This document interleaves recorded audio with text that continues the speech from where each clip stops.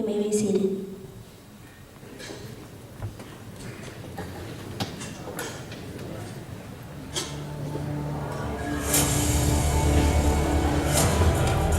Since the beginning, mankind has been on a quest to decipher the origins of creation.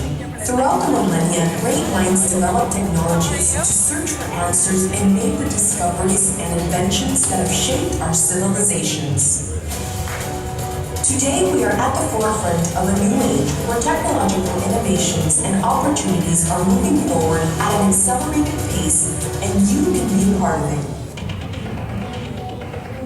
The Univision Technology Center is a cornerstone of Univision's education efforts focused on increasing Latino diversity and technology.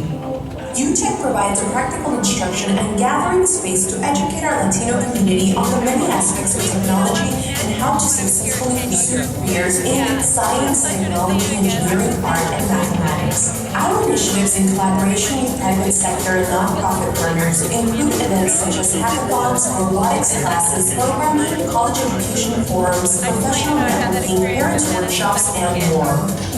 The Latino Tech Summit was created by LICI and LULAC with the goal to be able to create a space for those in the tech sector as well as those trying to enter the tech sector. We brought in a very diverse panel that can give us their insights about how they think as Latinos we can make an impact. I grew up in a place where I didn't have a neighborhood computer lab. I wasn't exposed to the tech industry. So it's about the exposure and access.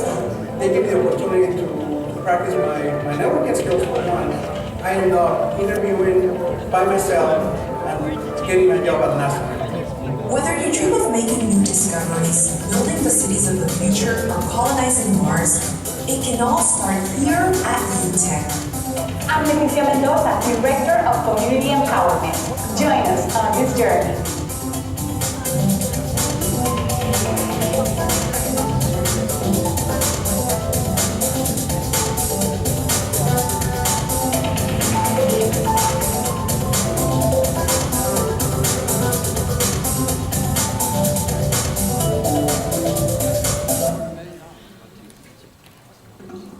Thank you. Welcome, everyone.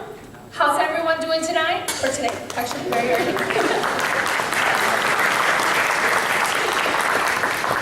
Good afternoon, everyone. Welcome to the California Hispanic Chamber of Commerce 2018 Economic Summit.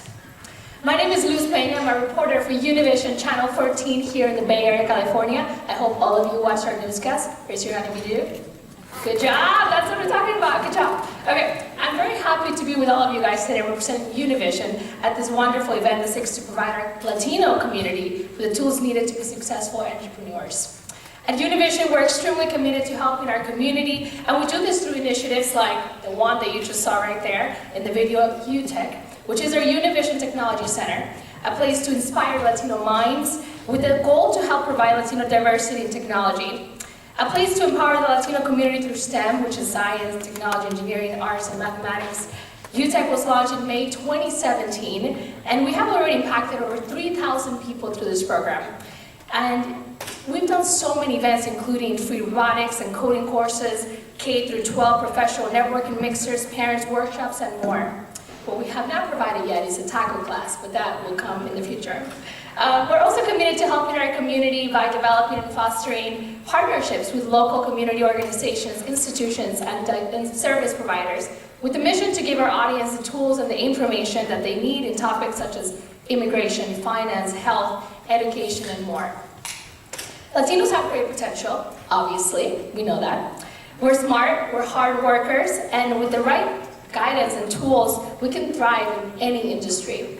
By the way, our Community Empowerment Director, Leticia Mendoza, is over there. Hi, Leti.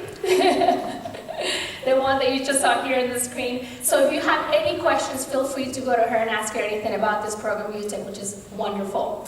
In addition to all these wonderful programs and events, we strongly support our community through the news coverage that we provide to our audience every single day during our local newscast. Noticias Univision 14 at 6 and 11 p.m. We're very proud to be the voice of our people through Tu Gente Tu Voz campaign, and we want to thank the Bay Area for making us the #1 newscast at 6 p.m. Thank you.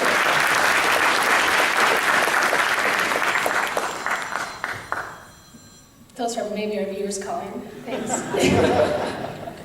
It is my honor to introduce to all of you guys, the President and CEO of the California Hispanic Chamber of Commerce, Julian Cañete.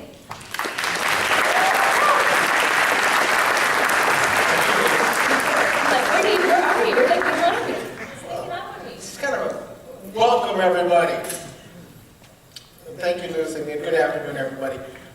Julian Cañete, many of you know me, and I proudly serve as not just the President and CEO of the California Hispanic Chambers of Commerce, but as your CEO, serving you every and each day, whether it's here in Sacramento, whether it's in Washington, D.C., whether it's Los Angeles, whether it's San Jose. It's a position that I cherish, that I am having a wonderful time at, and I thank the Board of Directors for hiring me back in August and bringing me back to this fantastic group of Hispanic leaders throughout this great state of California. So thank you for this opportunity. I do want to welcome everybody. Isn't this a beautiful facility? Huh? Thank you, eBay.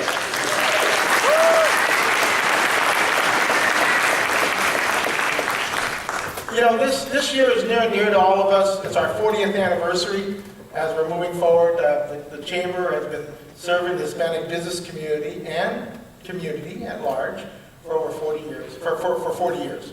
Actually, because things started before that, it's well over 40 years. And it's my pleasure to welcome you to this year's Economic Summit. But one thing in our 40-year history, this is the first time that we've hosted and have partnered on the Economic Summit with a Fortune 500 company. And that's eBay, and we're very proud of that and their support as they are a leader in technology, business, and innovation. So please, another round of applause for eBay. And an interesting note, so as you know, the Hispanic Chamber, we're always fighting our local chambers. We're always fighting for opportunities for entrepreneurs, for getting them into business.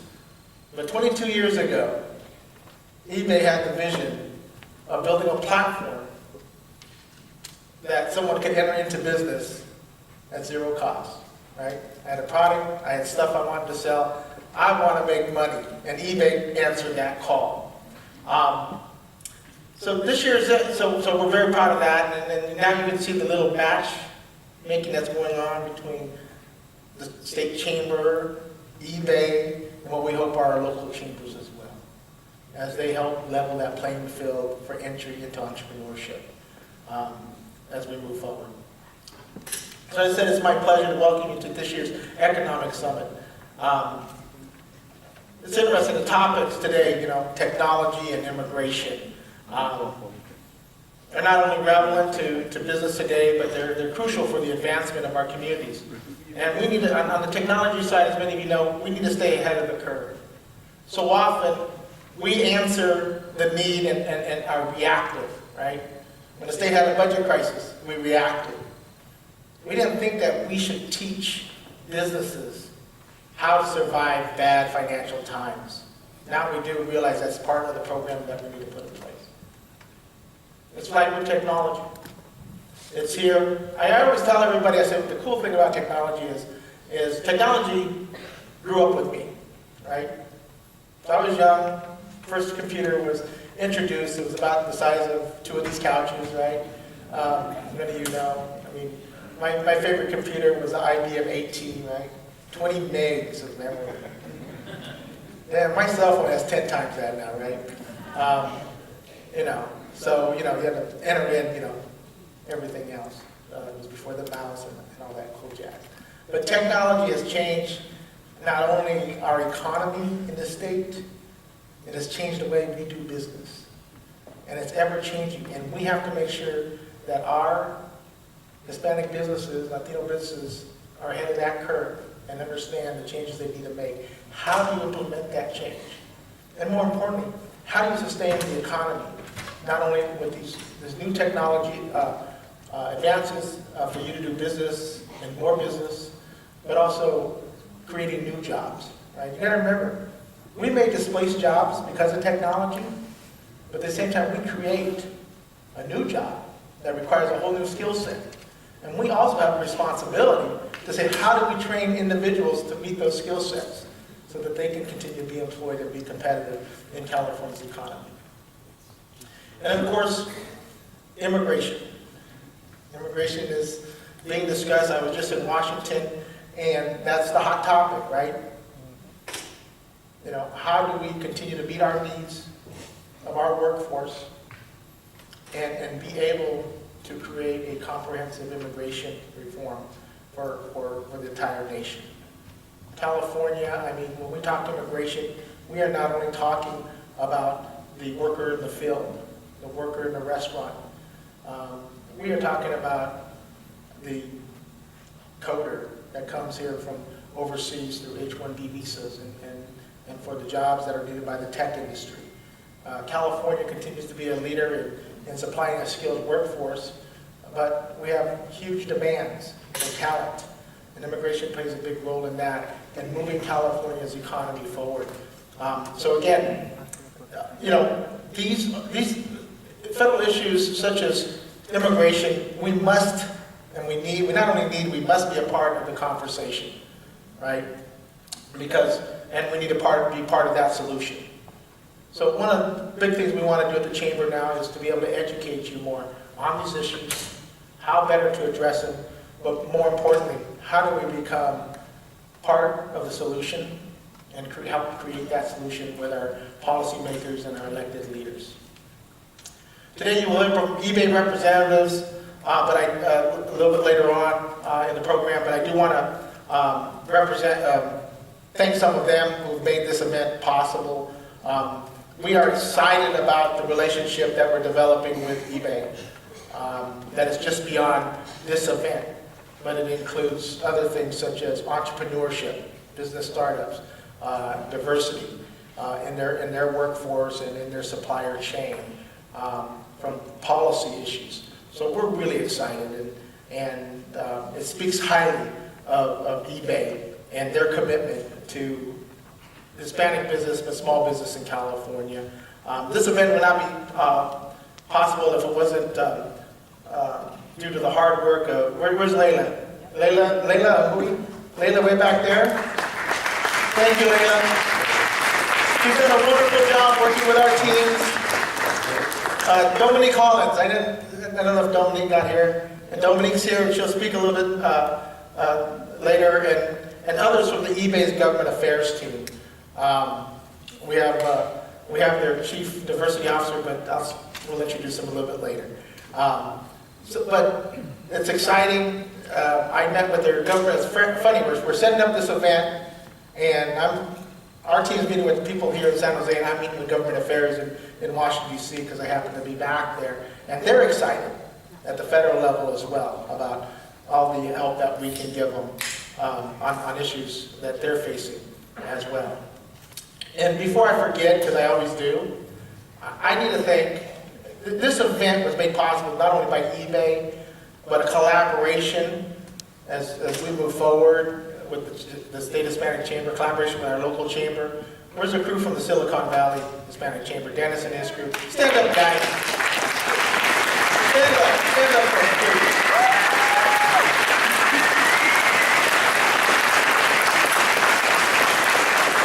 Thank you for working with my team, with the chamber team, and making the success of the eBay team and helping coordinate this wonderful event. And to my team, you guys wave. They're kind of humble, but they're all over the place, and they're what you call me now, move your tongue. They do a wonderful job, right? And I can't say enough about them and how they work with our local chambers. I got back from Dennis, and it was working out fantastic. When I can go do what a CEO needs to do and not have to worry about this event, it's wonderful. So I thank them for the wonderful job that they do and making sure that we're including our local affiliates in part of the process. I do want to thank two of our major sponsors for this event, JP Morgan Chase. Where are they at? Stand up, you guys over there. And of course, Luz and Univision Bay Area. So please thank them. As many of you know, we're a network of business associations, and we represent over 800,000 Hispanic entrepreneurs throughout the state of California. And I think, again, this partnership is important for creating even more. So at this time, I'd like to introduce the gentleman who is in charge of leading the design, the implementation and diversity inclusion across eBay's global workplace, and marketplace. So this just isn't a guy that's saying we need to have more diverse employees at eBay, but all the way around, this company in all its facets needs to have diversity. He is no stranger. He's a leader in this field. From his, I'll let him talk more about who he's worked for, but I don't know, did you take your former employer and have them bring you here today? So I used to work for Uber, was where he came from. And that was a little joke. I think I should have set it up a little bit better. But please, join me in welcoming Damian Hooper Campbell, the Chief Diversity Officer of eBay.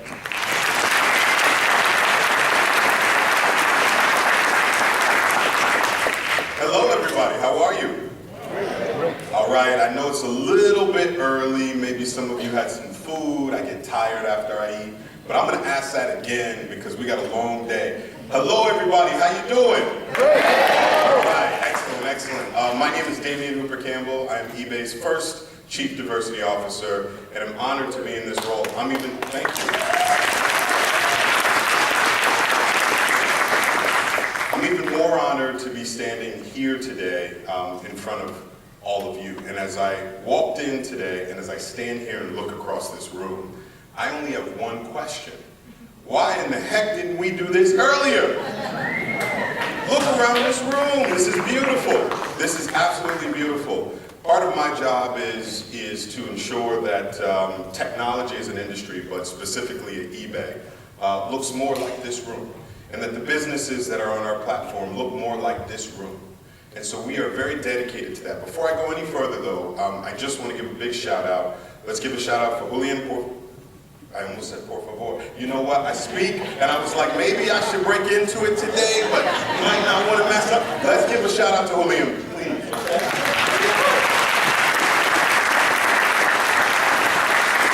Next time, I promise I will, all right? I also want to give a big shout out to Dennis King, who has been an amazing partner. When I interviewed for this role, which was created by our CEO, Devin Winnick, and our Chief People Officer, so our Head of HR, Kristen Yetto, I interviewed for this role over 2 years ago. And as I sat in our CEO's office, he said, look, I need something different. What are we going to be doing different? And one of the things I knew was that we supported businesses across the world. And in particular, we supported underrepresented minority businesses across the world. But as I looked and dug a little bit further and thought about eBay, I said, well, what are we doing in our own backyard of California? What are we doing in our own backyard of San Jose? Enter Dennis King and his team, and we kicked off some work last year with something called eBay Jumpstart that was really focused on some partnerships with Dennis and San Jose City College that was focused on getting individuals just savvy to be on eBay and to use the platform. We are just scratching the surface.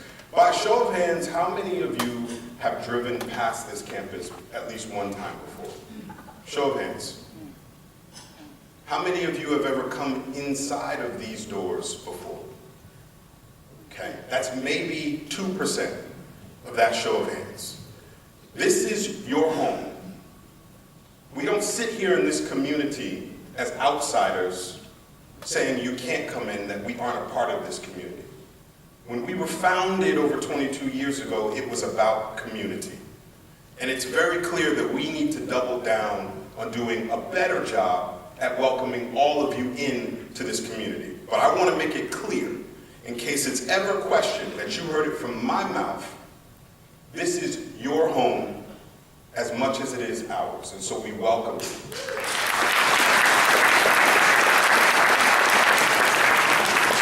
And just very quickly before I step down, a lot of people say, what in the world does it mean to be a Chief Diversity Officer? I gotta be honest with you. 6, 7 years ago, I had no clue either. And I think given the global context of what's going on politically and socially, the role that I have, that many of my peers share with me across different industries, it's changing every day. But let me tell you what diversity and inclusion means at eBay. We think about it in 3 buckets. First and foremost, our workforce. That's simply who we hire and how we go about hiring people. Let me make that really crystal clear for you. When I first joined, I took over our university recruiting team. And I said, show me a list of the colleges where we recruit. We had a lot of great schools that were on there, but there wasn't one historically black college in the university. I'm a proud alumnus of Morehouse College, a historically black college in Atlanta, Georgia. There wasn't one Hispanic serving institution on there. And there weren't any women's colleges. And it wasn't because people didn't care, we just hadn't been intentional. And I'm proud to say that after a year of leading this team and being more intentional about going to Hispanic serving institutions, historically black colleges, and women's colleges, we've increased the diversity within our summer intern class by 12% year over year.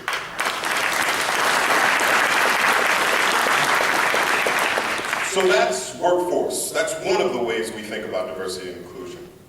The other way is our workplace. This should be a no-brainer. What's the purpose of going out and getting amazing talent from all different backgrounds across the world if when they get here, it's not a welcoming environment? And so we spend lots of time and invest lots of money in making sure that the top talent we bring into eBay not only stays here, but thrives here and has equal opportunities to ascend up this ladder that we call eBay. One of the things I'm proudest of is one of our communities of inclusion. You may have heard of them referenced as employee resource groups, right? They're employee-led, they're sponsored by our senior leadership teams, and we have them focused on a number of different communities. The one that's focused on our Hispanic and Latino community is called Unidos. And one of the people who is absolutely responsible for building that is someone on my team who I want to give a shout out to, Daniela Martinez, who is a San Jose native standing right in the back.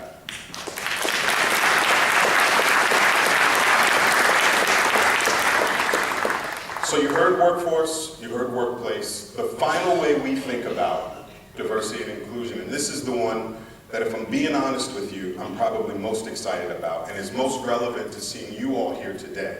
And that is our marketplace.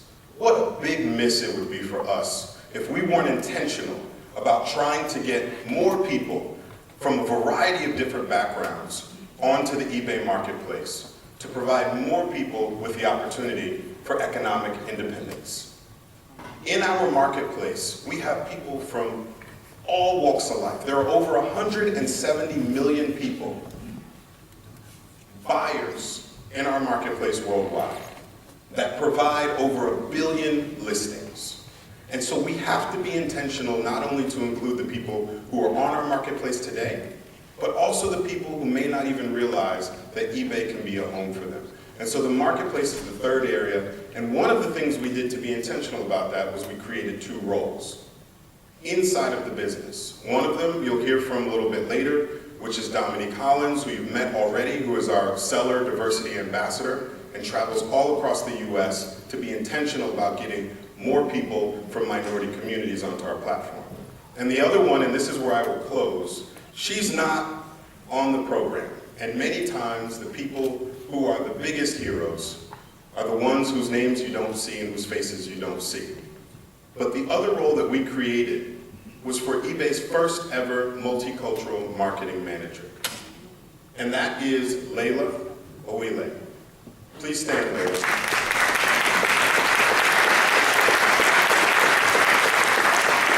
Layla has been working for months now to put this together behind the scenes.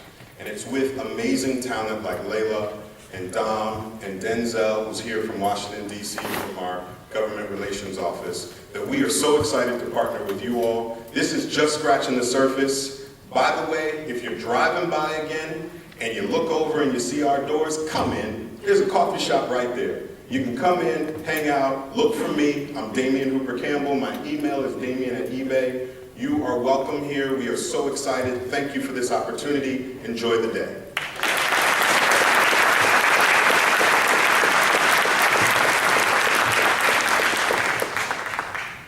Thank you, Damien. I think we need more people like you in Silicon Valley. And just to expand your Spanish vocabulary, Damien in Spanish is Damian.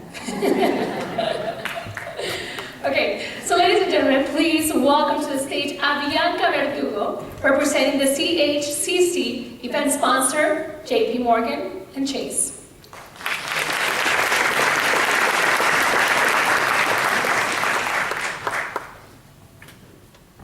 Also my bank, just saying.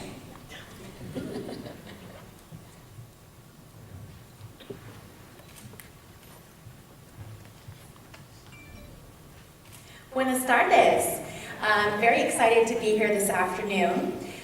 Like she said, my name is Avianca Verdugo, and I have the pleasure of representing JP Morgan Chase this afternoon. And so on behalf of all of my colleagues, as well as business banking for Chase, we are extremely proud and excited to be sponsoring this event today. On behalf of our 14,000 California employees, we also want to thank you all for letting us be a part of this very important conversation and action agenda about our state's future. We are especially supportive of today's focus on Hispanic business owners. Chase is committed to helping local small businesses grow and thrive. We serve 4 million small businesses nationwide, and more than 65,000 of them are here in Santa Clara County. We are regularly one of the top 3 SBA lenders to Hispanic-owned businesses. I think most of us know that small businesses are vital engines in driving job creation and economic development in this country.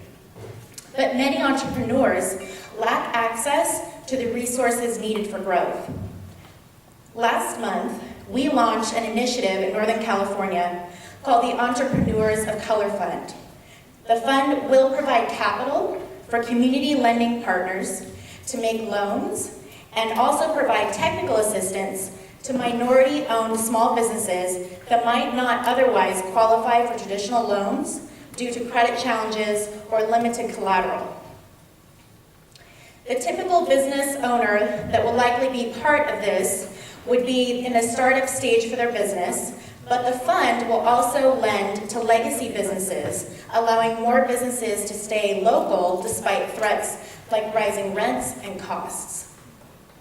Likewise, JP Morgan Chase is proud to support La Cocina, an incubator program in the Bay Area that has achieved national recognition as a place where food entrepreneurs, particularly from culturally diverse and immigrant communities, can launch and grow successful food businesses and contribute to their local economy. We truly believe sustainable development is achieved when the most vulnerable and underserved populations have genuine access to opportunity. Working towards this goal is not only the right thing to do, but it's also the smart thing to do. And it's an investment in our future. So let me once again thank you all for coming today and being a part of this conversation.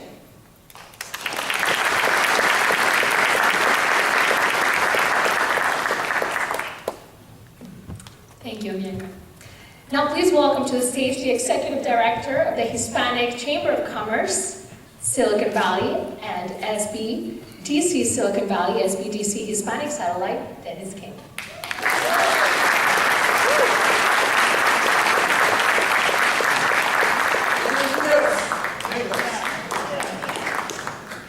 I think my staff, I have a wonderful staff who did so much work on this behalf, but they were scared silly that I was going to get off script. What script? What script? So let me just share a few thoughts. First of all, I thought I'd like to introduce you to yourself. Now my staff gets worried because they think I'm going to have every single one of you stand up to introduce yourself. And I'm tempted to do that. But instead of that, let me ask, for all those that are affiliated with Hispanic Chambers of Commerce throughout the state, could you stand up, please? Including our board members, active members. Thank you. Stay standing just for a moment. Small business development centers. If you're affiliated advisors working on behalf of small businesses in the state, please stand up. Our partners, thank you, Carl. Our partners, Wells Fargo, a number of others that are here, stand up, stand up. May I ask you to please, of course, eBay staff. You've done such a wonderful job. California Hispanic Chamber staff, thank you again. If you can stand up, if you're already, I think you're already behind the table here. Let me suggest to look around. Your best resource among community advocates are all around you. You're here. Thank you for the investment for you to be here. Take a few minutes today to get to know your colleagues. Thank you. Thank you. I think you'll find that there are great advocates and resources all among us. Take the moment to find out. You know, on a less joyful note, I am aware, as we are very aware, that there are forces in this land that want to build walls and expel our people. And the people, and those walls separate people from people who want to be together. Those walls are walls that tear apart families, that tear apart our legacy of an inclusive nation. And there should be a message going out from this day forward that there are people that are equally dedicated in this room and throughout the country, that we are dedicated so that when we come across those walls, we will build windows and doorways. Windows of opportunity and doorways of friendship and freedom. And we are so dedicated to make sure that that happens.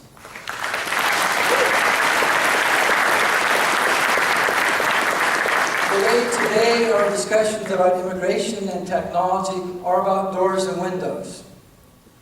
We've been blessed, as our local Chamber of Commerce, to be able to dedicate doors and windows of opportunity to many of those that we've been serving.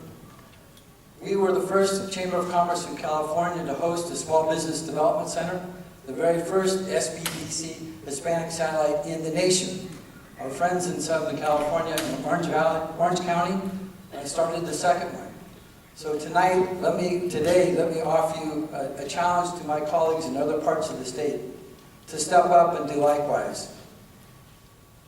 Let me share with you that, of course, all business, I should say all politics is local politics. And what we know in terms of what we've been doing is that it's more than just the numbers. Since we started the program in 2011, 17,000 small business owners and entrepreneurs had taken advantage of our services in our workshops, our events, and our one-on-one counseling. But more impressive than the 17,000 people that did that, more impressive than the 6,000 jobs they created, more impressive than the 4,000 jobs they saved that would have been eliminated otherwise, and more than the $50 million of capital investment and loans that went to those small businesses. More important than all of that is the single recognition that every one of them has a unique story. A story about their family, a story about their past as well as their future. And that's what we're about, is empowering those stories. Because fundamentally, they're not just here in our community, they are our community. May I add to that, we're aware that some time ago, actually 22 years ago, a friend of mine helped a startup company that was also advocating the breaking of barriers between buyers and sellers on the web. It's kind of an odd business called Auction Web, as I recall. But they helped guide them, they opened the doors for them, other people joined them. He was so impressed. He was working at the time for the city of San Jose. He quit the government jobs to work on this enterprise, and the business grew. Over time, it evolved, it changed its business model slightly, it changed its name. Today, that name is called eBay. eBay was a startup here in San Jose 22 years ago. And every day of every year, they are opening the doors to hundreds of thousands of people across the globe. And it started right here. A figment of somebody's imagination, and somebody opened the door to make this happen. Thank you, eBay. Thank you for all that you do.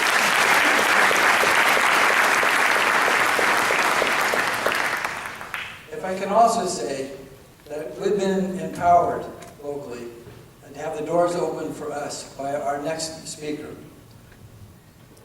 She has allowed us, by opening doors for us in this program, that she and her colleagues on the Santa Clara County Board of Supervisors allowed us to open the doors for many others. She's our champion, our hero. She's our friend, County Supervisor Cindy Chavez.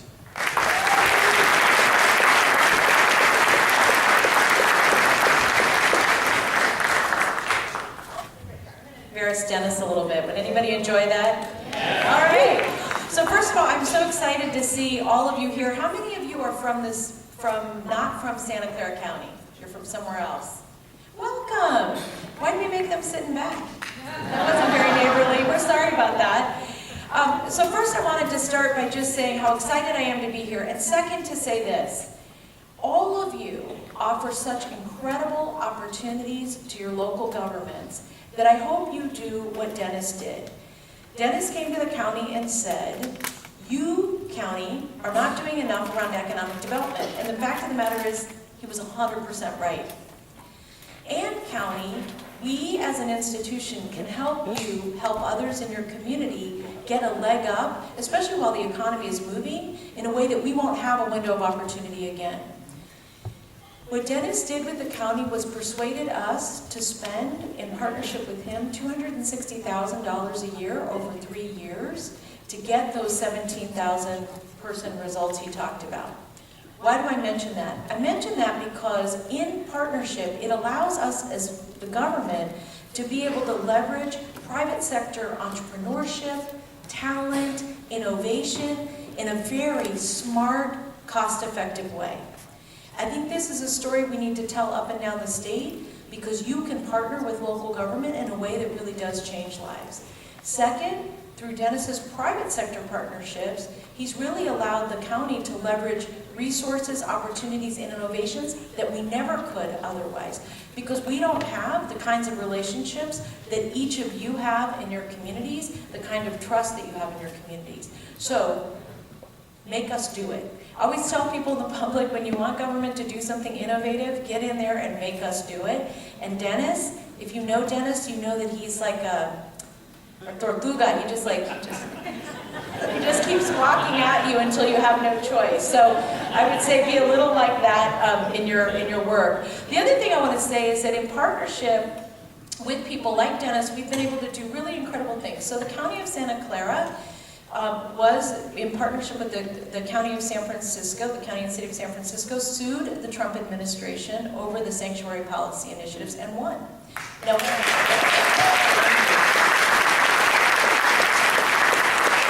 I mention that today because these deep, meaningful partnerships matter in business and they matter in real people's lives. What you all do is help people realize their dreams through finances and through their work. What we have to do is create an environment that is truly safe for everybody to live, work, and play here. And I'm going to close with something about Silicon Valley that many people don't know, and if you've been here a long time, you've heard me say this 32,000 times, so I'll just apologize in advance. 40% of everybody who lives here is foreign-born in this county. 40. Over half of the households in this community speak a language other than English at home as their primary language. What is profound about that is that in human history, and this is important, the county and the city became one of the first counties and cities in the country to be a majority of no single ethnicity. And what was significant is we didn't see what people said we would see. We didn't see the spike in crime. We didn't see neighborhoods being divided. What that means is that it's very important that here in Silicon Valley and wherever you're working, that we're part of the tip of the spear that demonstrates that you can be prosperous, live in a very diverse, healthy community, come from all over, and live in peace and prosperity. Yeah. That is a message I hope all of you take home today, and we are so grateful you're here in Silicon Valley today, and grateful to you, Tortuga.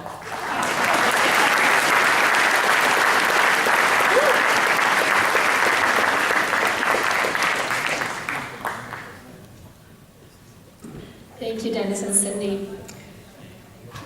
Now please welcome to the stage Dominic Holland. woman, eBay seller, diversity ambassador, leading efforts that enable economic opportunity for diverse business owners through eBay's marketplace.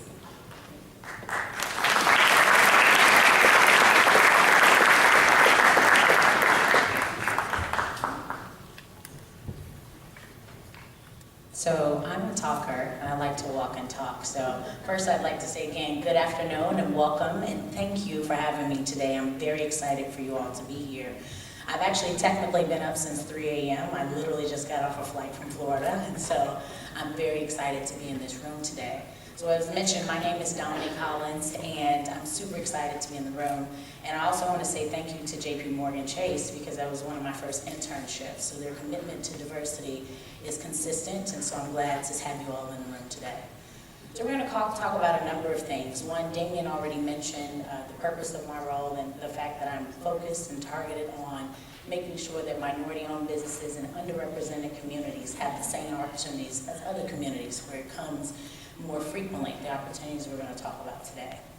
But one thing I want to do to start is an article that I saw actually on the way here, which is very startling, and I thought it was very timely. September 19th, 2017, Fortune magazine, is it Fortune or is it Fortune? I'm going to say Fortune. Fortune magazine published an article, and the subject title says, Blacks and Latinos will be broke in a few decades. A few is 3, decades are 10, that's 30 years, that's one generation. And to that I say, not on my watch.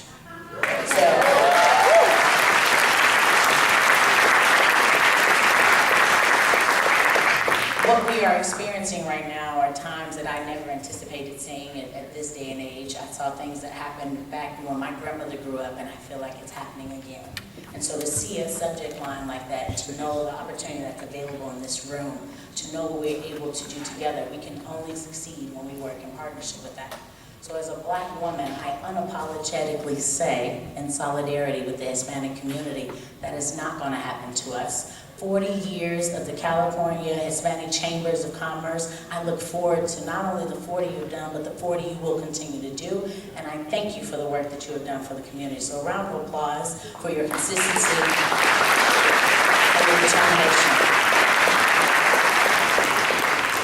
So one of the things I love most is not just my intent as an individual to ensure that we all have economic access to opportunity, equal access to economic opportunity. What I love most is I actually get to work for a company that believes it too. In fact, I would not work here if it were not intentional for eBay to make sure that these underrepresented communities had access. And so I want to take you through not only how we were founded, but where we are today and where we will be going moving forward along with you. So, I want to say thank you again. 40 years is huge. We will be approaching 23 for eBay. We got 17 more to catch up with you, but we will be growing together. So on that note, let me introduce you to someone you may not know. This stunning young fellow is actually our founder, Pierre Midiar. And I start with his story because it was a very simple one, and one that you all might be able to relate to. As a French-born Iranian-American immigrant, at 28 years old on Labor Day, as a hobby, he simply wanted to create an open marketplace with the pretense that people are naturally good. If you give them the opportunity, they will do the right thing. It's when you get in the way of those opportunities that things get a little murky. And so what he did was he created a platform that enabled the exchange of goods between individuals, and it did not matter who you were. And so I always try to tell Pierre's story because one, it was a hobby. And many of you have hobbies that you have started that have turned into your business. It has changed the lives of your families and your communities, and we want to continue to enable that. And it started with this gentleman here at just 28 years old. So the years of wisdom that he has grown over time, I'm looking at that wisdom in this room. You are no different from me. In 1995, when he started that story, he had a simple vision. He was an entrepreneur with a vision and a passion, that if you give everyone access to the opportunity, watch what they would create with it. He believed that everyone is born equally capable, but lacks equal access to the opportunity. And that's a common theme that we've heard. There is no difference between the people in this room. The only difference among any of us is how hungry you are. How badly do you want it? Are you the first in your family? Are you the only one in your family? Are you the game changer? And that's what he did to make sure that everyone in this room had that opportunity. The first sold item on auction web, which is what eBay was titled before it became eBay, was a broken laser pointer. I want to be clear. A broken laser pointer sold for $14.83 on this website. So Pierre was so confused, he actually called the buyer and he said, "You know this is broken, right?" And he says, and I quote, "I know, I collect broken laser pointers." And so that is the surrounding of our story, which feeds what we now call this finer version of perfect. See, what might not be something that you deem to be relevant might be very important to someone else. And he wanted to be clear before he sold them. He didn't want to make sure that they got a prank lighter pointer and that when they turned it on, it didn't shine on the wall. He said, "No, I want it to be broken. In fact, if you fix it, I'll probably give it back." Okay. That's the beginning. In 1997, that growth was so exponential, the internet service provider that Pierre was using actually contacted him. And he said, "You have so much traffic, you have to start charging." So the members of his site went from $30 a month to $250 a month, and no one complained.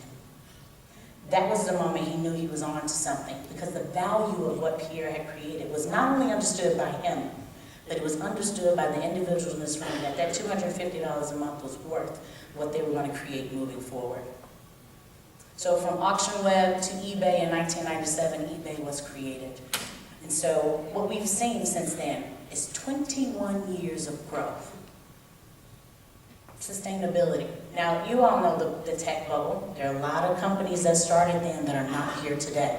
But look at this facility. Look how far we've come. We've managed to survive by enabling you. In fact, we are not successful if you are not successful. From the technology that we build, the understanding of your needs, being able to keep up with the marketplace has enabled us to continue to be successful, while also getting the right buyers on the platform and giving to the charities as well. This is a circular economy. Everybody wins with eBay, and that is a profound statement.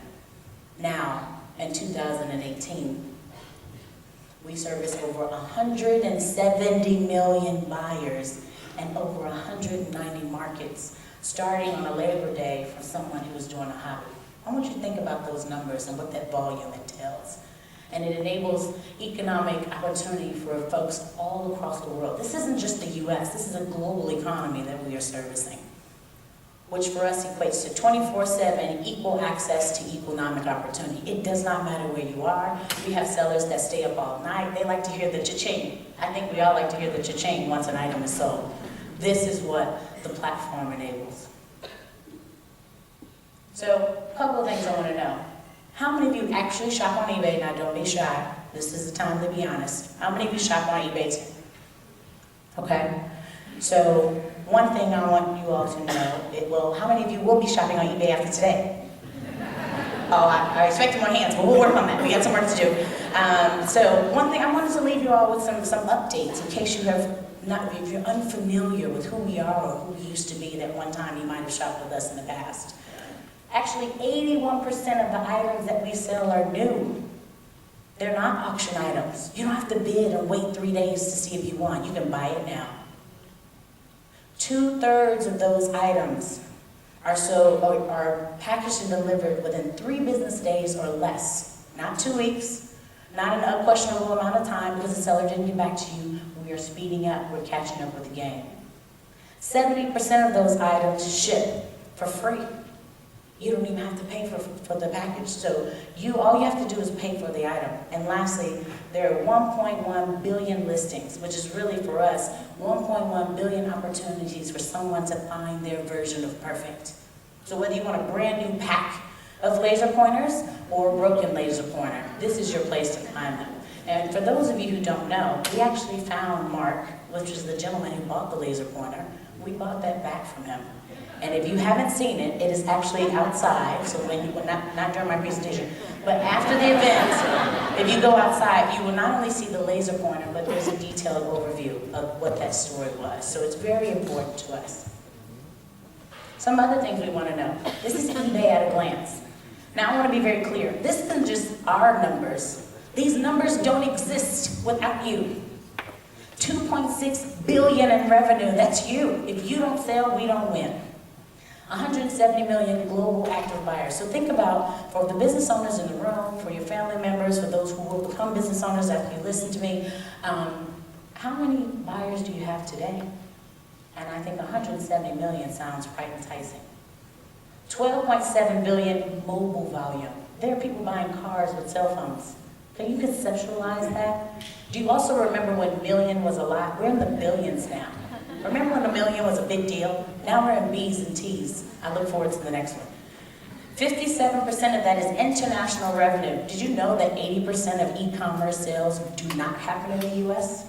And yet we are a global marketplace. Yet again, another opportunity. 391 million app downloads. So whether they're shopping on their desktop or on the phone, in the car from the airport like myself, there are 391 million folks who are looking at our items. And lastly, 24.4 billion in gross merchandise volume. We're not just selling pans, we're selling cars and auto parts and electronics. This is a growing company and we do it alongside you. I'm not going to get into diversity too much. Damien did a really good job of talking about our workforce and our marketplace. I do want to highlight two things. I grew up on the south side of Chicago. I didn't realize how segregated the city was until I moved to California. I remember when I first walked into a grocery store and I said, wait a minute, they all shop in the same grocery store? There's Asians and Indians and then there are Hispanic people. I was very excited and pardon my ignorance, but seriously, that was my experience. And so when I get to work with Leila Wile and Daniela Martinez, some of my closest friends in the office, we're in the trenches together. This isn't a us and them, this is a we. Because when they talk about minorities, we're lumped in. There is no dissecting. They put us all in the same pot, and we have to grow together. Being in the marketplace means that Leila and myself had very intentional roles. It is our responsibility to make sure events like this are on eBay's radar. I have my VP walk up to me and say, Dom, how do I get in front of sellers? Where do I need to be and when? I said, wait, let me call Leila. I got some places for you on the buyer side, I got some seller side. But they want to know. But if Leila, Damien, myself, and Daniela don't exist, then who is there to tell them? So I appreciate Damien and what he's done in creating this opportunity, and I'm very much so happy to be working with him. Another thing is that we're creating a better form of e-commerce. We just want to open the door to you. We've opened the doors, the windows, the garage is open, you can come down the chimney. It doesn't matter, the house is open. You've already received the invite and he gave you his email address. I don't know why he did that. He don't answer my emails. But I look forward to, I'm sure he'll answer yours. This is what we're doing. We're changing the game. If you didn't know eBay today, when you leave, I hope that you're enthused by the fact that we work on behalf of you. We are a partner to our sellers. We were built for you. If we don't win, you don't win. And these are just a handful of the faces that we support. They're in these communities, they're in Florida where I just came from, they're in communities like Akron, Ohio. Everyone is here, but they don't always know that eBay works on behalf of them. And quite frankly, how many companies right now work on behalf of the clients and customers they claim to serve versus the profits that they hope to get from that? Opportunity for all. We don't just talk to talk, we walk it as well. There are about 6.7 million, as of 2016, people just like you benefiting from our platform. There are also 4.4 million Hispanic-owned businesses in the US, so I'm looking for that number, carry to one, draw at 11.1. I'm looking for that number to go all the way up. So as many of you all who want to join this platform, there's that opportunity. In addition to that, established SMB businesses with us grow 5 times faster than the gross domestic product of our nation. Can you imagine that? Being someone who might have started one job where you didn't have a job at all and you started with eBay and you are growing faster than the nation's GDP. And then lastly, 96% of our sales are export. It's not just the US. We can't just be US-centric. It is a global economy. We are evolving. The things that have to be done, the buyers and sellers who want access to our country and our nation, we enable that with 96%. That's an astonishing number. But our sellers can tell you their story better, like Margarita Dolby. Margarita Dolby, I love her story because she started as a software engineer. on the HR side, we're fighting to get that talent. And she said, you know what? I'm gonna go and start an eBay business because a family member said, hey, you already make barrels. Why don't you just sell them on eBay? And now she is successful. Feel free to take a picture. That's her store. I'm sure she'll appreciate it. You can go if you like barrels and have it as decoration in the home. But these are some of the families that we support. And this is one of our sellers, just an example. And then another one of our sellers is Angie Cardona-Nelson, who you will hear from on the panel today. Her story is very similar. Not that she started as a software engineer, but that she took advantage of the opportunity. And right now, her focus on making sure we have environmentally friendly products, she's repurposed electronics, and that is her business model. But it's best said through her, not through me. So let's hear her story. We are an electronic recycling company. So our mission is to extend the life of all of the electronics as much as possible and divert electronics from the landfills. Recycle is the right thing to do. This is our home, our planet, and we have to take care of it. It makes me frustrated to see such a waste of electronics that we are creating. We want to change that. Today there is a big gap in the workforce for women and immigrants, and I want to help close that gap. We are 13 people right now in our team. Just that freedom and I'm giving them opportunities. And I'm allowing them to inspire them and empower them.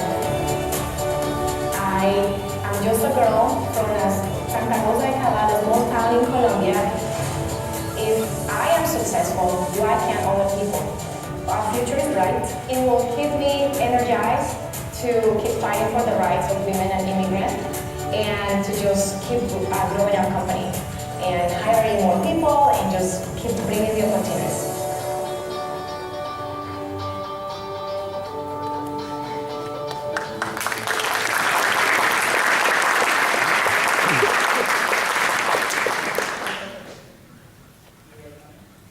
I'm loud. Oh, there you go. Okay.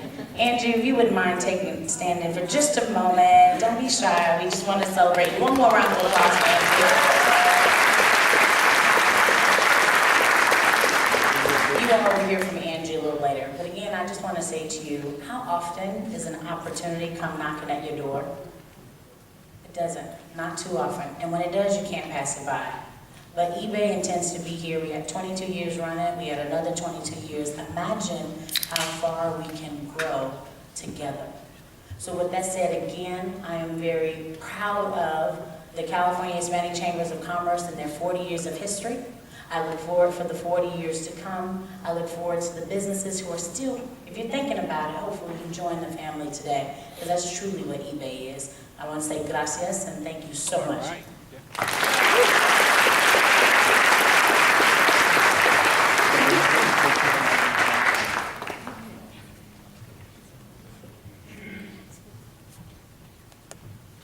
Thank you, Dominic. I loved all those stories, especially the one about the hobbies. Let's not put them aside. I want to actually encourage all of us to think about what would we do if we knew that we couldn't fail, and actually go for it and do it. Okay, so with that in mind, I want to talk about the Latino Business Action Network. This is a nonprofit entrepreneurship organization based in Palo Alto. Its vision is to strengthen the United States by improving the lives of Latinos through entrepreneurship, education, and support network.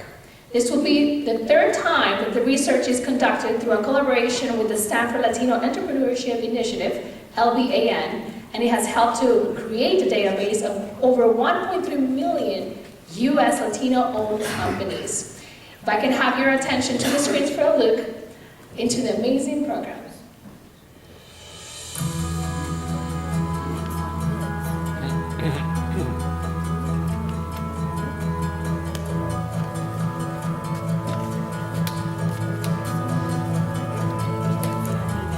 The Latino Business Action Network, LBAN, is a 501c3 nonprofit. We are here to fund research and education impact programs at Stanford University. I I'm coming from Los Angeles, California. Austin, Texas. Kansas City, Missouri. New York City. Austin, Texas. Salt Lake City, San Antonio, Texas. Los Altos Hills, California. Miami, Florida.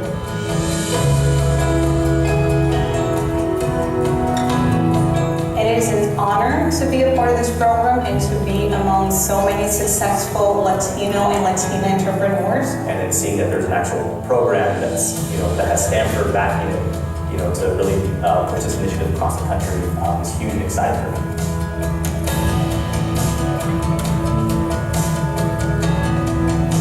Many of these companies, many of these entrepreneurs are here. They will be able to scale the company and create amazing wealth. Our view is that if we can do things to increase the wealth of the Latino community, then these other things will start to spill out. The best thing would be to have Latino entrepreneurs grow their companies, create wealth, but reinvest that into the community.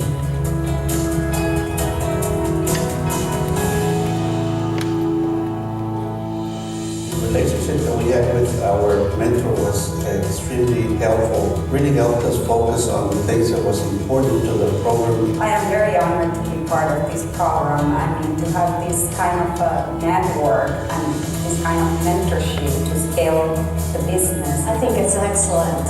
It feels great to be part of a program that looks for growth.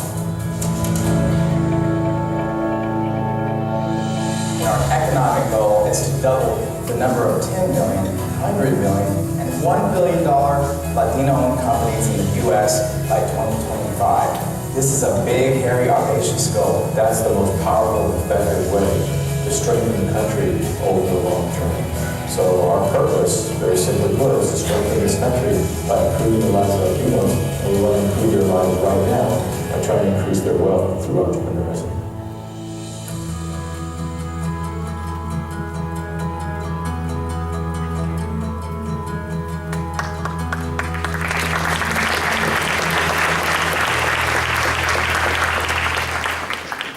Now, it gives me great pleasure to introduce a community visionary and leader, the Executive Director of the Latino Business Action Network and former CEO of the Greater Austin Hispanic Chamber of Commerce, Mark Madrid.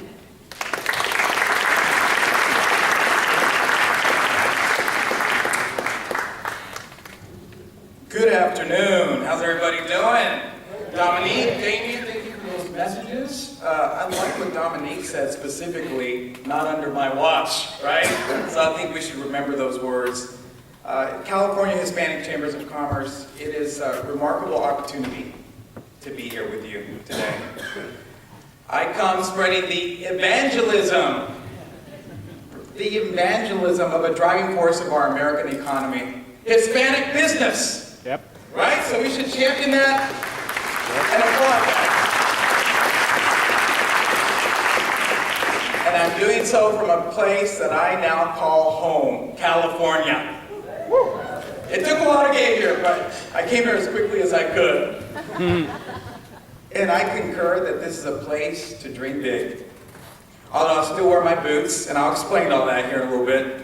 I can assure you that I now pay California income tax, that I received jealous comments from the Post with the Belleza of California, and most of all, proud to call you my California familia. We all have more in common than what divides us. Let's never forget that. Let's never forget that, because we are in a critical stage. Now, I come back to Hispanic business in the U.S. and Hispanic business in California.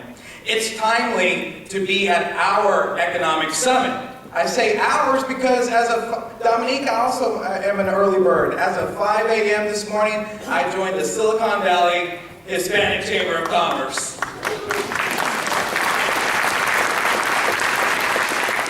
This is also timely because these are times of division and rhetoric. And I'm talking today not about an emerging sleeping giant. I'm talking today about an emerged, aroused giant, Hispanic business. Y como una familia típica hispana, we have family of emerged, aroused giants with us. It is truly a new day.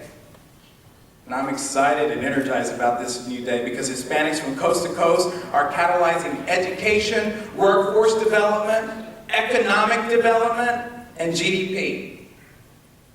When we say it's our time, we can finally celebrate that, internalize it. It's our time. So let's talk a little economics.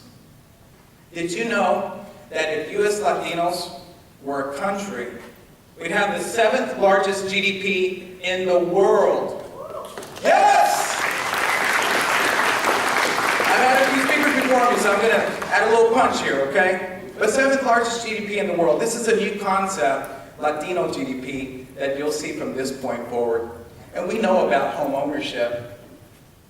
The fastest home ownership rate of growth is amongst Hispanics, almost 75%. Thank you. We have some realtors in that house, I can feel it. We all know that by 2060 we'll be 30% of the population, and it doesn't stop there. Between 2010 and 2016, Hispanics made up 76.4% of the growth in the labor force. Yes. So when you talk about U.S. and economic indicators, Hispanics have their footprint all over that. And oh yes, let's talk about California, the 6th largest global economy in the world.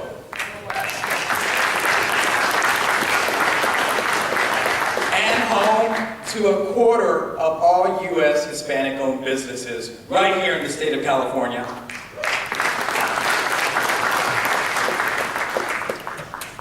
This, what I just shared with you, should all fuel what I call radical hope. Radical hope. Radical hope is an evolved and graduated state of mind, and it all began, for me anyway, a small Texas panhandle farming community called Friona, Texas. You may not know where that is. Most people don't. It's a blink you miss kind of community with one stoplight. But that's where I grew up. The cattle outnumber the people there. It's called the cheeseburger capital of the world. Oh, how did I get there? Well, my parents met on the cotton fields, hoeing cotton, because that's where the jobs were. They were migrant farm workers. And I think this is important because this is also an introduction of me to you. And I have my lapel pin now, and I intend to wear it many times.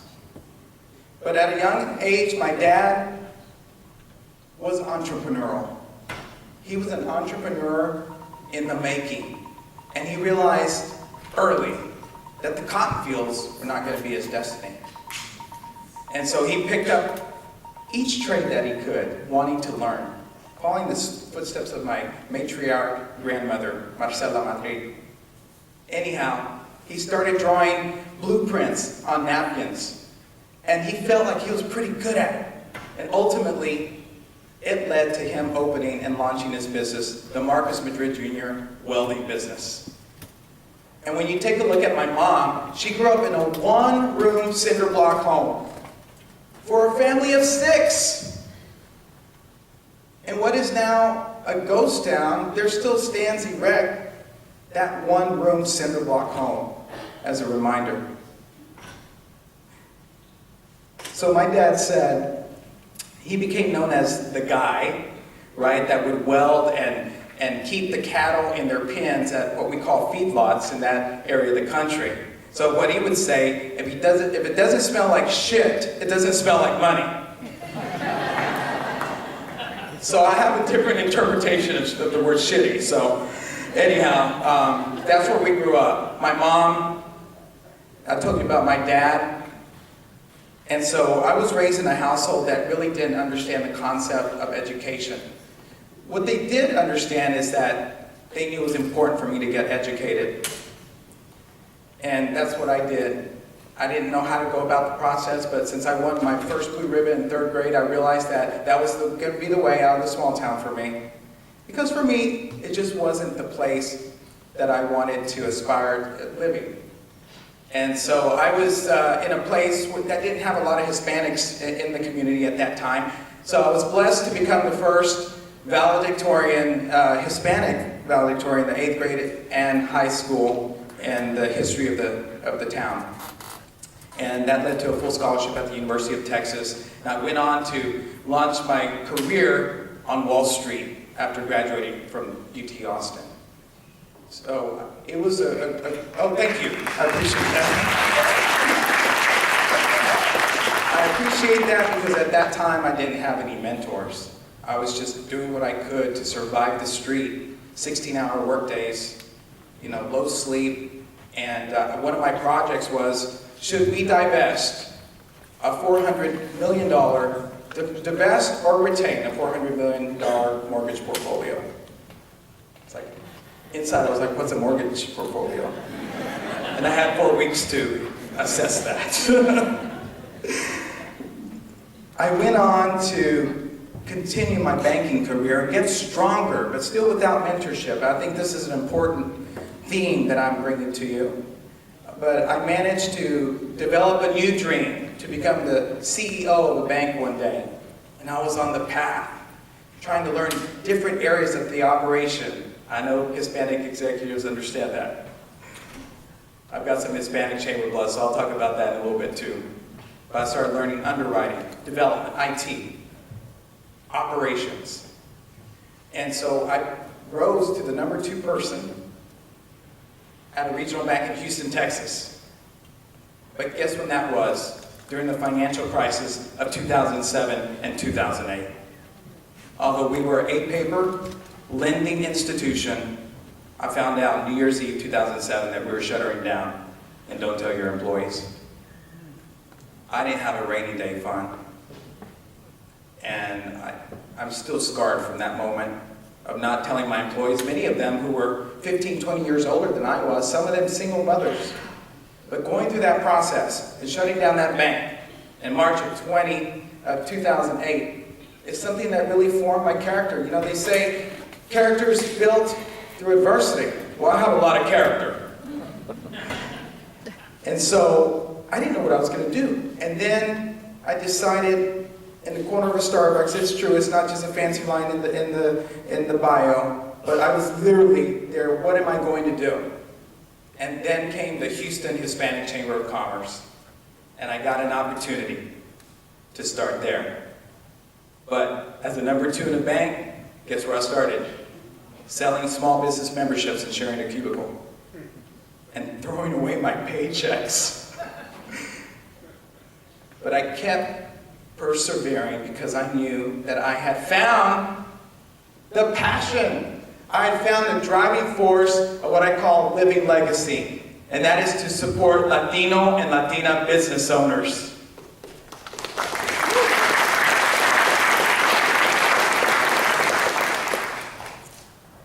I was promoted 5 times until I became the CEO in waiting as COO of the Houston Hispanic Chamber of Commerce. And in that process, at 40, I decided to pursue an MBA in nonprofit at Notre Dame, Mendoza College of Business. Go Doers! Doers announcement. Go Irish. That pursuit of education, I'm going to come back to that, so mentorship and education, led to the opportunity to graduate and become CEO of the Greater Austin Hispanic Chamber of Commerce. And during that 10-year run between Houston and Austin, I met many of you here in the audience. It was a great pleasure. We've gone through a lot together. And that's why I come here with a point of relatability in terms of the chamber blood. What you do is so vitally important. And I want you to understand that this critical state that we're in, it's more important than ever for our Hispanic chambers to grow, to prosper, for corporate America like eBay and JP Morgan Chase to keep supporting our Hispanic chambers, for you all have the vision to be disruptors and to embrace technology. As one of you, my radical hope is that we not only subsist, that not only that we hang around for another 40 years, but that we become that driving force representing the catalyst of our American economy. Your work today, the 50+ Hispanic chambers comprising the CHCC, remarkably critical. I applaud and commend the efforts that are occurring right now under the leadership of Julian, and of course, the staff, and Chairman Montes, and the board, the regional leadership, and all the individual Hispanic chambers that make up this conglomerate. It's time to work together, right? It's time to mobilize, not just say it. So, we need you. We need you. America needs you. Corporate America needs you. Elected officials need you. And we need you at the Latino Business Action Network and the Stanford Latino Entrepreneurship Initiative. Let me repeat that, that sounds so good. Stanford Latino Entrepreneurship Initiative. So let me put some clarity about what it is that we do. We have just 3 priorities, and I'm so thrilled because I know sometimes I've been part of other organizations or companies that had a list of 10. 3 priorities. First is research. Without data, you don't have a force. So we have bedrocked the most robust research in the country on Latino and Latina business owners out of Stanford.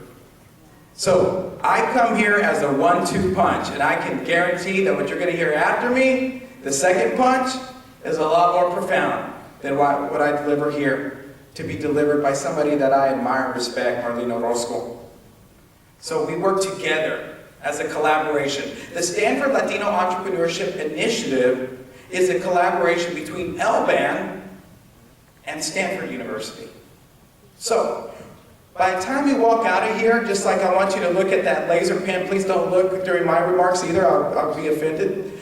I'm going to go take a look at some point.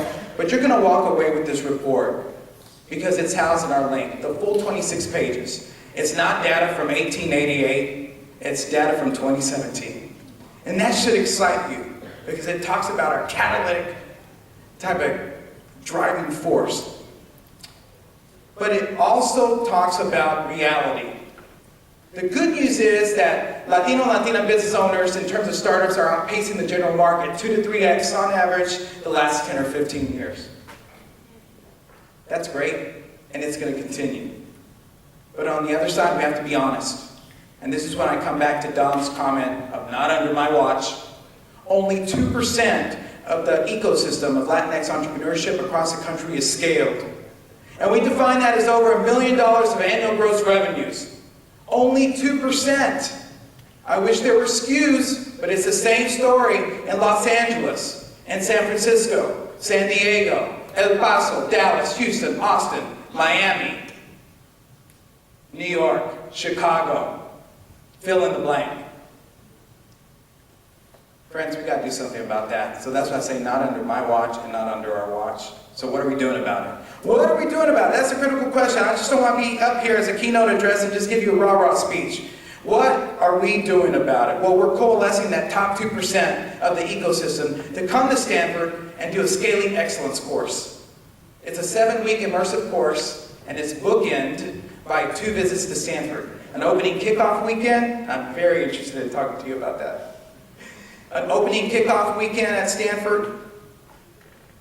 Entrepreneurs go back and run their lives and their businesses, come back to Stanford for a graduation 7 weeks later. Now you might ask, well, what about the other 98%? If you really know me and you get to know me on social or anything else, you'll know that I care about all Latino and Latina businesses. Otherwise, I wouldn't have devoted the last 15 years of my life, and will continue to do so from this point forward. We feel that this particular cluster, this is what we can support at the moment. If we were a catch-all, it'd be a recipe for failure. We've got to focus on a target market. And for now, because you all know, it's a day of limited resources. We're trying to focus on that market. They're already scaled. We want them to further scale. And then we want some of them to double in size. And we hope that somehow that there's some lessons from this group that can extend to those others. And we hope that we, potentially, if it's the right fit for you out there, that are not scaled in terms of this definition, that you feel that this might be an aspirational element for you. I hope it is. If I was a business owner and I failed twice, I don't have that on my LinkedIn profile, but I'll tell that to you. that shouldn't it be an aspiration if you're not at $1 million that you want to get to the $1 million level? Whether it's with us at Stanford or somebody else, we hope you get there, and the full expectation is that you will. So we invite you to be part of this movement. We are a national organization that has true benefits, not lip service, for your engagement. We have research, data, educational opportunities for scaled Hispanic companies, and hopefully some mentorship for those that are not scaled at the moment. We are addressing capital deserts and nurturing a narrative that is an American economic imperative. And the humanizing aspect, and this is where I get really excited, of all that we do is represented by our rock stars, our alumni. And I'm thrilled and energized to see some of them in the room. And some of them are here in spirit, like Maria Urena, who also serves as one of your regional leaders. She's the CEO of King Automotive. Maria is not only playing in a man's world, she is playing in it very, very well. And perhaps she could be a trigger for that not to be a male-dominated industry. So I want to give Maria Urena a round of applause. She's not here, but she's here in spirit for the work that she's doing. We have alumni like Carlos Lopez and Tony Martinez with Latino Tax Pros, and they're sitting right over there. Hi, guys. They are ensuring that the Latino and Latina taxpayer is respected, valued, and coveted as they should be. So we give you a round of applause, fellas. We have alums like Marco Ramirez, sitting right here. This man grew up in East San Jose, earned his degree in construction management, and launched his construction business 17 years ago. So congratulations, sir. What Marco says is that he's building his legacy business. I love that. Because if we live toward a legacy at the eulogy, it's too late. Let's focus on that now. And we have alums like Maria Castellon, right here from Santa Clara. CEO of BitchTech. Maria came to this country with a high school education. And all she did was leverage an opportunity in the middle of a dot-com crash and launched BitchTech Solutions. And what is that? Well, they manufacture workbenches, carts, and racks for clean room environments. She has differentiated herself and become a procurement all-star, not only in the eyes of Fortune 500s in the Silicon Valley, but across the country. Congratulations, Maria.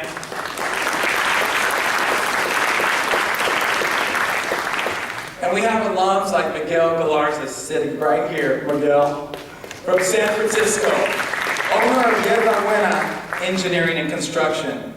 And friends, this is what really gets me out of bed every morning. I'm an early bird. This is breaking news. Just days ago, Yerba Buena won the inaugural Diverse Business of the Year awarded by the National Contractors Association. That is to be applauded and championed. Thank you, sir. So my radical hope then is a consequence of evolved DNA, fearlessness, courage, and true grit. And where I get those last attributes are from the Latino and Latina business owners across the state of California and across the country. It is our time to thrive here in the world's 6th largest economy. But to leave it there would be the norm for other speakers. And I'm not just another speaker. I'm not going to leave it there because I'm real. Although the state of Latino entrepreneurship is optimistic, and you'll hear more about that in a few moments, we have a long way to go. And we have a long way to go in California. So what I am serving up today, in addition to realness, along with radical hope, is a call to action. We have to work together. No, and not just a slogan, but real, actionable, tangible results. And we need you all to participate with us. And in return, we will continue to supply what everybody wants, research and education. And we hope that whether you qualify or not, that you keep our scaling program on the radar. After all, out of our 350 graduates, over 60 come from the great state of California. Yes. I told you that only 2% of the ecosystem is scale. Well, let me tell you about this group, 350 graduates in just 3 years of our program. Combined annual revenues for this group north of $1.2 billion, employing 17,000 across the country from 30 states. Now just imagine what happens when this organization reaches 1,000 alumni, and 2,000, and 5,000, then 10. Now we're really talking, and people will notice. So as I close, I leave you with a favorite quote of mine. It's from, I'm a sports guy, so it's from Coach Vince Lombardi of the Packers. From his speech, What It Takes to Be Number One. Because I think we unapologetically should go after being number one. There's nothing wrong with that. And he says, I firmly believe that man's finest hour, the greatest fulfillment that he holds dear, is that moment when he has worked his heart out in a good cause and lies on the field of battle, exhausted, victorious. I know, looking around the room, some of you have been battling for a long time, and the battlefield has been exhausting. And I see some of you who are just entering this marketplace, and it will be an exhausting battlefield. But what I'm here to say is it will be ultimately victorious. So let's stand up and act and have radical hope to move mountains with velocity and create the change that we have been dreaming about for generations. And I know that if my mom and dad were here, they might not understand what Economic Summit means, but they would know that their sacrifice was worth it. Thank you very much for this opportunity. I thank you from the bottom of my heart.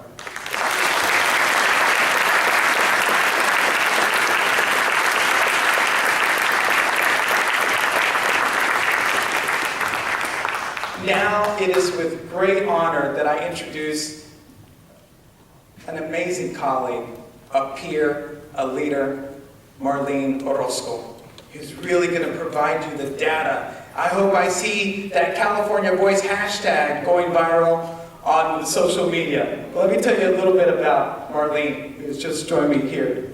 Is a research analyst with the Stanford Latino Entrepreneurship Initiative and a PhD candidate in sociology. She holds a BA from Stanford with honors and a master's in education policy and management from Harvard. Prior to returning to graduate school, she was a 4th grade lead teacher at a charter school on the east side of San Jose, California. Exactly! Marlene is trained in both qualitative and quantitative methods of research. She is an IES Fellow in Quantitative Education Policy Analysis, a Mellon Fellow, an Edge Fellow, and a mentor at Stanford. Her current research focuses on immigrant integration and pathways of social mobility through entrepreneurship. And aside from that, what I can tell you is Marlene is a breath of fresh air. I cannot imagine this journey without her. So I introduce Marlene Orozco.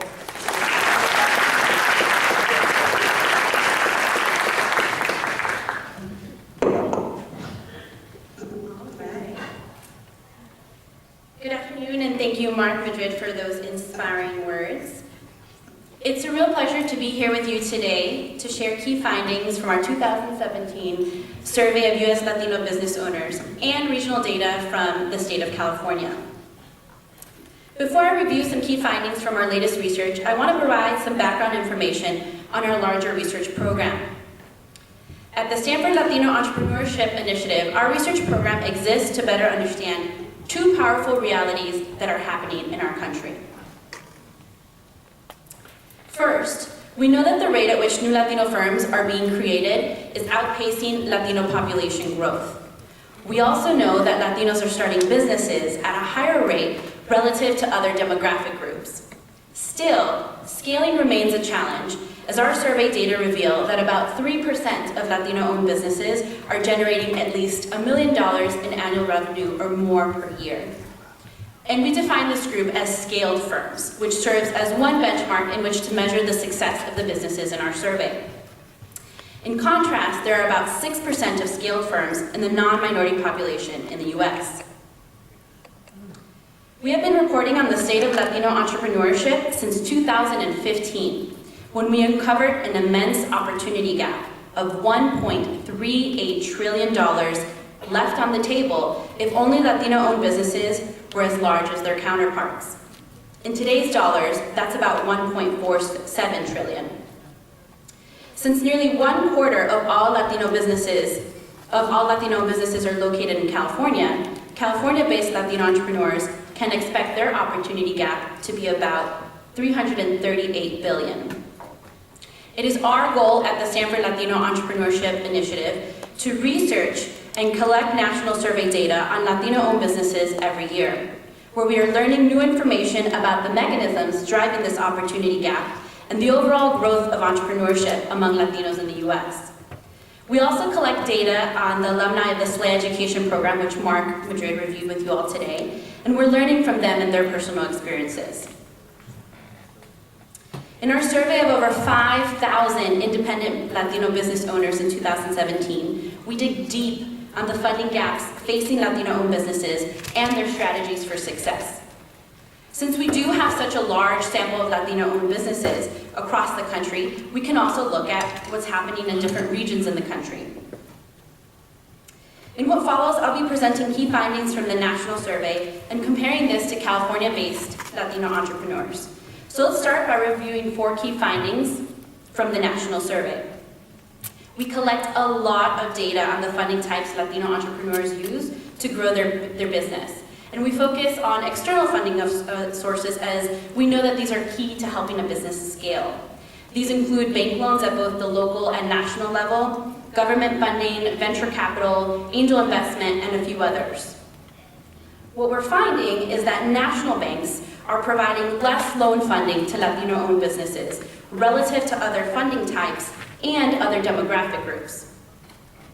And in California, we find that compared to the national average, Latino-owned businesses are leveraging external funding of all types at lower numbers. Secondly, because we have such a large sample of Latino businesses, we can slice the data in a number of ways. This includes looking at female-owned businesses compared to men, immigrants versus native-born, millennials versus non-millennials, small versus large firms, which we define as unscaled and scaled, and a variety of regions. Among Latina-owned firms, we find that they're growing at a rapid rate. However, Latina entrepreneurs are facing a funding ceiling, which I'll get to in just a bit. Next, we're able to slice the data and look at immigrants, a topic of today's summit.